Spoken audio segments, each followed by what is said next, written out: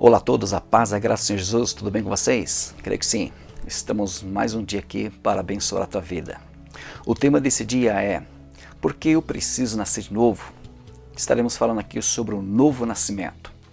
E aí, a palavra de Deus nos diz, sim, no livro Evangelho de João, capítulo 3, verso 1 em diante, estarei lendo aqui. E havia entre os fariseus um homem chamado Nicodemos, príncipe dos judeus. Este foi ter de noite com Jesus e disse-lhe: Rabi, bem sabemos que és mestre vindo de Deus, porque ninguém pode fazer estes sinais que tu fazes se Deus não for com ele. Jesus respondeu e disse-lhe: na verdade te digo que aquele que não nascer de novo não pode ver o reino de Deus. Disse Nicodemos: como pode um homem nascer sendo velho? Porventura pode tornar a entrar no ventre de sua mãe e nascer? Jesus respondeu: na verdade te digo que aquele que não nascer da água e do Espírito não pode entrar no reino de Deus. O que é nascido da carne é carne, o que é nascido do Espírito é Espírito. Que Deus nos abençoe com tua santíssima, bendita palavra. Ao decorrer esse diálogo entre Jesus e Nicodemos, Jesus ele vai diretamente num assunto principal. Jesus fala de um novo nascimento. Jesus está falando de um novo nascimento para quem? Para um líder religioso, para Nicodemos. Para quem não conhece, Nicodemos ele era fariseu, doutor da lei. Ele conhecia a Torá, ou seja, a lei mosaica. Ele era um instrutor dos judeus, ele era muito respeitado e ele tinha uma posição no Sinédrio muito elevada ali. Mas ele só apenas tinha um conhecimento de letra. Quantas pessoas hoje em dia têm o conhecimento apenas da letra? Pode conhecer o livro de Gênesis, Apocalipse, esses 66 livros, canônico, mas se ele não tiver uma vida em Deus, ele apenas tem um conhecimento de letra. A letra não pode dar vida, mas o Espírito sim pode nos dar vida. É desse novo nascimento que é importantíssimo para a gente entender que esse 66 livro canônico, através do Espírito de Deus, nos conduz a uma vida eterna por meio de Cristo Jesus. Mas Nicodemos não tinha essa vida, ele tinha o conhecimento, ele tinha a letra. O apóstolo Paulo diz em 2 Coríntios capítulo 3, o versículo 6, que a letra mata e o Espírito vivifica. Isto é verdade. Muitas pessoas têm conhecimento de letra, mas ainda não tiveram o novo nascimento. Mas vamos lá, sobre o novo nascimento. Temos que entender que todo homem está morto espiritualmente. A gente tem que voltar lá em Gênesis capítulo 2 e 3, quando Deus...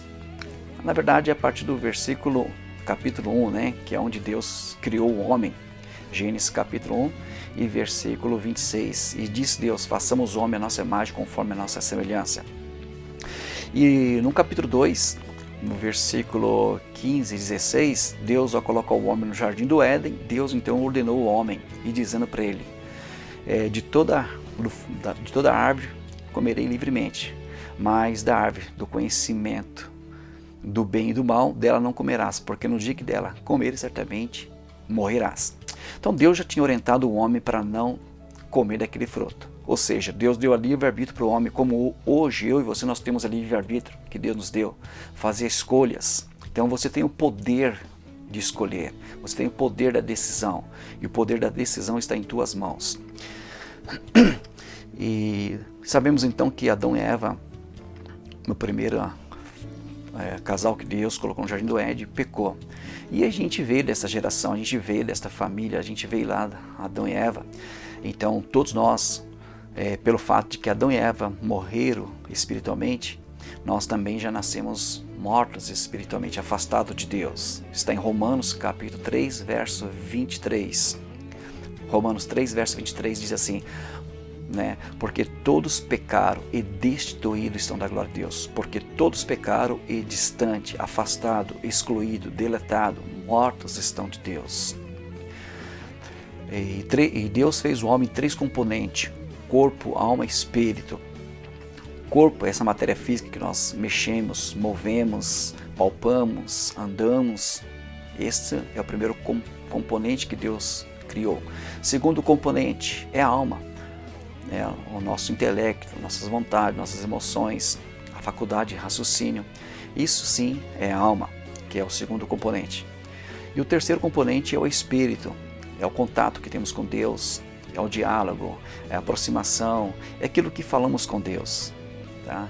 E Adão e Eva ter pecado contra Deus, eles morreram espiritualmente. E nós também estávamos mortos espiritualmente. Mas quando nós aceitamos a Jesus como o Senhor Salvador da nossa vida, o Senhor nos vivificou. Lá em Efésios capítulo 2, versículo 1. E vos vivificou, estando vós mortos em ofensas e pecados. Ou seja, o Senhor nos deu vida. Lá em Efésios capítulo 2, verso 1. Mas estavam mortos espiritualmente, como muitos cristãos estavam mortos. Todos passaram, quem aceitou Jesus passou por esse processo, tá, de um novo nascimento. Mas para alguns ainda que têm só apenas o conhecimento de letra, ainda não teve um novo nascimento verdadeiro, que não compreende o que é o novo nascimento, como Jesus está falando para Nicodemos. Nicodemos tinha um conhecimento profundo, ele era doutor, era especialista em conhecimento, porém uma pessoa que estava morta espiritualmente. E é engraçado que Jesus, quando fala com ele, fala as coisas espirituais, Nicodemos não entendeu nada, e lá no versículo 10 de João capítulo 3, Jesus diz: Nicodemos, você é mestre em Israel e não sabe disso? E não entende? Porque há muitas pessoas que não entendem o que é o novo nascimento. Vamos lá, para eu adquirir um novo nascimento, por que eu preciso nascer de novo? Por que você precisa nascer de novo? Você sabe que o pecado nos afastou de Deus. O pecado distanciou-nos de Deus. Então agora o homem precisa ser tratado, o homem precisa se reconciliar com Deus. A única pessoa que tem esse poder para nos reconciliar com Deus é Jesus Cristo. Jesus nos disse em João capítulo 14, verso 6. Jesus disse: eu sou o caminho, a verdade e a vida. Ninguém vem ao Pai a não ser por mim. Glória a Deus por isso. Louvado seja o Senhor. Vamos lá. Primeira coisa, para eu nascer de novo, o que eu preciso? Eu preciso me arrepender. Eu preciso reconhecer que eu sou um pecador, que as minhas iniquidades, as minhas transgressões me afastaram de Deus. Eu estou falando no sentido singular, porque isso é individual, tá? Porque tem muitas pessoas que falam: eu nunca pequei, eu não peco, eu não mato, não roubo, eu nunca violentei ninguém. Mas nós nascemos já com uma natureza pecaminosa, afastados de Deus e mortos espiritualmente. Mas agora, como entra o lado espiritual, e muitas pessoas estão entendendo essa mensagem, o que é o novo nascimento, que eu preciso me arrepender dos meus pecados, das minhas iniquidades. O arrependimento genuíno, eu vou explicar como que é. É mais ou menos assim, quando duas pessoas que se gostam muito, e por causa do desentendimento, porque ouviu alguma coisa, e uma outra pessoa ficou alterada, essa outra pessoa ficou chateada também por escutar coisas que não queria escutar, e ela falou demais. Ela ofendeu muito ali aquela pessoa, ela verbalmente falando, né? Ela, enfim, acabou ali atrapalhando, afastando essa amizade que tinha muitos anos junto. Mas aquela pessoa, ao passar um tempinho, ela refrescando um pouco mais ali, deixando aquela poeira abaixar, ela se arrepende, fala: não deveria ter feito aquilo, não deveria ter falado, não deveria ter agredido verbalmente aquela pessoa que eu gosto tanto. Ele se arrependeu. Houve um arrependimento. Ele não queria chegar nesse ponto, mas devido à discussão, infelizmente levou a essa separação.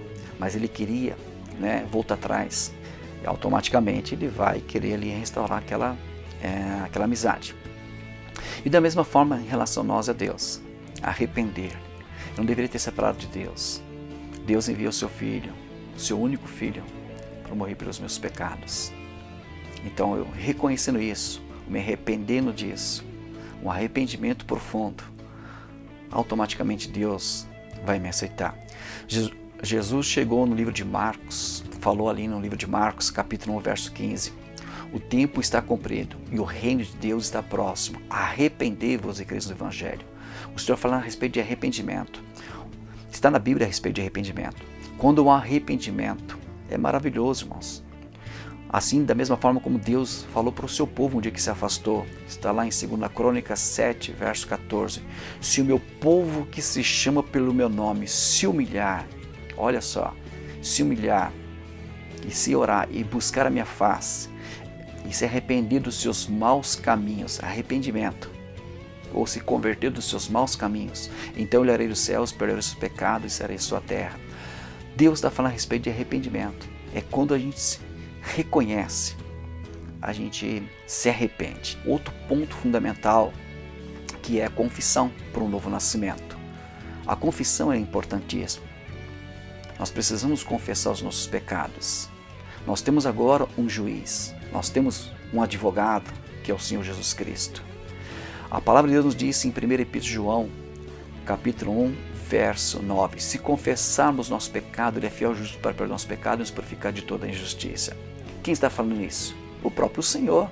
Ele é fiel e justo para perdoar nosso pecado e nos purificar de toda a injustiça quando confessamos nosso pecado. Agora, quando a pessoa não confessa, ele não pode ter um novo nascimento. A confissão é importante. Provérbios 28, verso 13, diz assim, aquele que encobre as suas transgressões nunca, está dizendo nunca, prosperará, mas aquele que a confessa, a deixa, alcança a misericórdia. Que misericórdia é essa? O perdão do Senhor. Então o Senhor nos perdoa. Sim, aí nascemos de novo. Quando a pessoa passa a nascer de novo, ele tem que permanecer nesse novo nascimento. Ele não pode mais morrer, então ele tem que santificar a sua vida. A gente precisa apresentar a Deus a nossa vida em santidade. É uma realidade isso. O apóstolo Paulo disse em Romanos, capítulo 12, versículo 1, rogo-vos, pois, irmãos, pela compaixão de Deus, que apresentei o vosso corpo em sacrifício vivo e santo, agradável a Deus, que é o vosso culto racional. Ou seja, oferecer a Deus. Então, uma vida de santidade, porque sem santidade ninguém verá Deus. Hebreus 12, verso 14, segui a paz com todos e a santificação, sem a qual ninguém verá Deus. Quando você tomou uma decisão de viver para Deus, automaticamente você vai se santificar. Essa é a lógica, esse é o sentido de um verdadeiro nascimento. Então Jesus quer que você tenha uma nova vida com Ele. Jesus te oferece um novo nascimento, não o nascimento que a gente teve através de um parto, através do útero da nossa mãe. Nós precisamos nascer em Cristo Jesus. Esta é a vontade de Deus. Que Deus te abençoe tremendamente. Se você ainda não aceitou Jesus como Senhor Salvador, aceita o Senhor Jesus como Senhor Salvador. Se arrependa dos seus pecados, confesse os pecados e viva uma vida em santidade. E permaneça em santidade para que você possa chegar aonde Deus quer que você chegue, na eternidade, e viver com Ele. Tá? Que Deus te abençoe tremendamente. Que Deus te abençoe tremendamente mesmo. Então, um forte abraço. Até a próxima. Tchau, tchau.